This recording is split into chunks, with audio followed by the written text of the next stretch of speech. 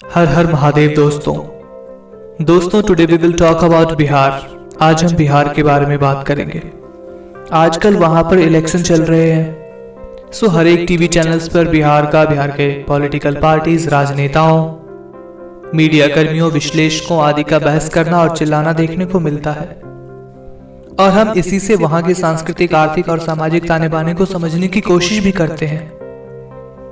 लेकिन क्या बस इन्हीं चीजों से आप बिहार को समझने में समर्थ हो पाएंगे?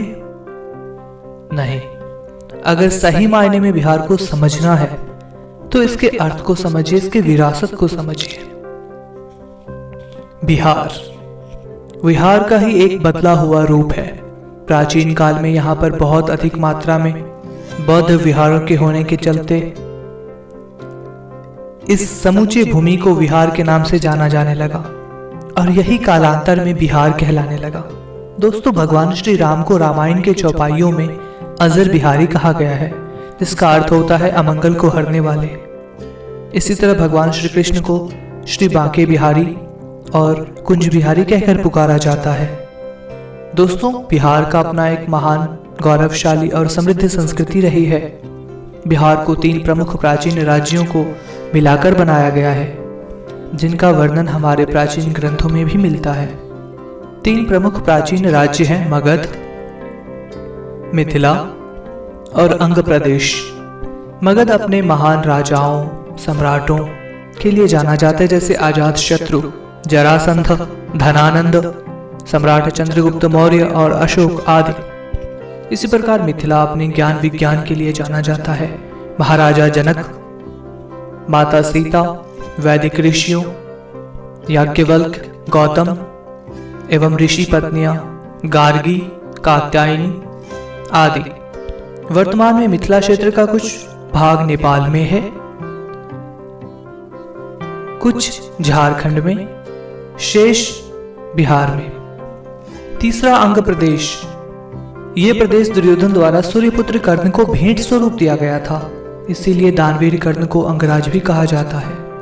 बिहार में 3 प्रमुख भाषा हैं, मैथिली, मागधी और भोजपुरी।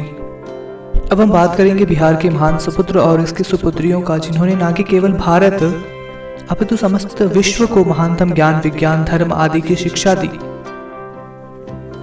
दोस्तों, नालंदा विश्वविद्यालय, विक्रमशिला विश्वविद्यालय, जहां पर देश विदेश के विद्यार्थी यहां पर अध्ययन करने को आते थे, आज भी उसके भग्नावशेष उसके स्वर्णिम इतिहास को बताने में सक्षम है। लेकिन कहीं न कहीं हम इसके प्रति कृतज्ञ हो गए हैं। आज हम सबसे पहले धार्मिक दृष्टि से इसके महत्व को समझने की कोशिश करेंगे। सभी भारतीय धर्मों का उद्गम स्थल रहा है बिहार। मिथिला कुमारी जनक नंदिनी माता सीता, जो कि इसी धरती से प्रकट हुई। बौद्ध में भगवान बुद्ध को यही ज्ञान प्राप्त हुआ, यहीं पर बौद्ध धर्म प्रकाश में आया। आज समूचे विश्व के बौद्ध बोध गया को अपना सर्वोच्च तीर्थस्थल मानते हैं। इसी तरह जैन धर्म का प्रादुर्भाव भी बिहार की ही धरती पर हुआ। कुल 24 तीर्थंकरों में से 22 तीर्थंकर केवल बिहार से हुए हैं और आखिरी तीर्थंकर राजकुमार वर्धमान से महावीर बने भी यहीं पर प्रकट हुए और यहीं निर्वाण प्राप्त किया। सिखों में 10वें बादशाही श्री गुरु गोविंद सिंह जी महाराज भी यहीं प्रकट हुए, अर्थात जन्म लिए। आज पटना साहिब सिखों के लिए मुख्य तीर्थ स्थानों में से एक है। राजनीति में यहाँ पर बड़े बड़े राजा, महाराजा, सम्राट हुए हैं। इतना ही समझ लीजिए कि राजनीति शास्त्र, अर्थशास्त्र का रचयिता चाणक्य भी इसी धरती के पुत्र हैं, जिन्होंने समूचे भारत को एक सूत्र में पिरोने का काम किया अपने शिष्य सम्राट चंद्रगुप्त मौर्य के साथ मिलकर। बाद में महान सम्राट अशोक हुए और अनेक अन्य राजे महाराजे। वर्तमान में अमेरिका कहता है कि हम सबसे पुराना गणतंत्र है, परंतु विश्व में पहला गणतांत्रिक राज्य की कल्पना को साकार रूप देने वाली भूमि भी यही है। दोस्तों, इसकी कला के क्षेत्र में भी अपनी अलग पहचान है। आज भी इसके महान विश्वविद्यालय के खंडहर, भग्नावशेष, वैशाली आदि की जो प्राचीन मूर्ति कला, स्थापत्य कला सभी को देखने को मिलता है। इसी से आज हमारे वर्तमान में हमारे ध्वज के मध्य में जो चक्र लगा हुआ है वो अशोक चक्र है। हमारे नेशनल एम्बलम सिंह वो भी अशोका के ही टाइम से लिया गया है, अशोका स्तंभ से। दोस्तों, वीर अभिमन्यु के ससुर और उत्तरा के पिता महाराज विराट की नगरी भी यहीं पर थी। अन्य वो चीजें जिसे पाकर न केवल भारत का गौरव बढ़ा बल्कि समस्त विश्व जिसे पाकर धन्य हुआ। आज हम इस धरती पुत्रों की देन की कुछ चीजों का जिक्र करेंगे। विश्व के प्रथम फिलोसोफर ऋषि याज्ञवल्क्य और आरुणि, कामसूत्र के रचयिता ऋषि वात्स्यायन, रामायण के रचयिता ऋषि वाल्मीकि, राजा और ऋषि दोनों पदवी धारण करने वाले राजा महाराज जनक, शून्य और अन्य खगोल विद्या या एस्ट्रोनॉमी के ज्ञान देने वाले महान गणितज्ञ आर्यभट्ट,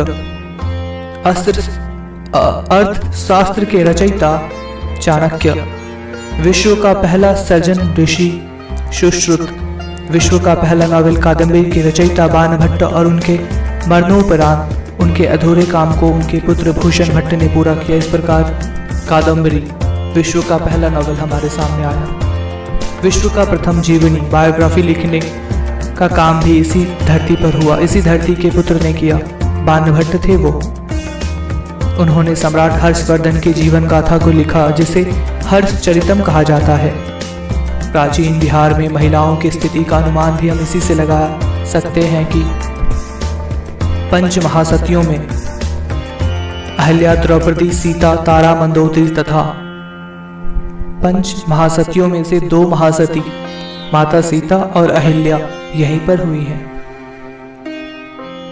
इसी तरीके से वैदिक चर्चाओं में भाग लेने वाली ऋषि पत्नियां ऋषि गार्गी और कात्यायनी भी यहीं पर हुई हैं।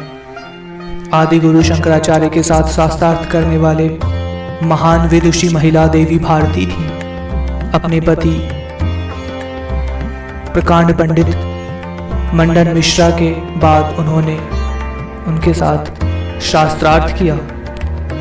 कालांतर में कालिदास एक वज्र मूर्ख से महान कवि लेखक बनने तक का सफर भी इसी भूमि के मिथिला क्षेत्र में उच्चैठ भगवती छिन्नमस्तिका मंदिर में पूरा हुआ।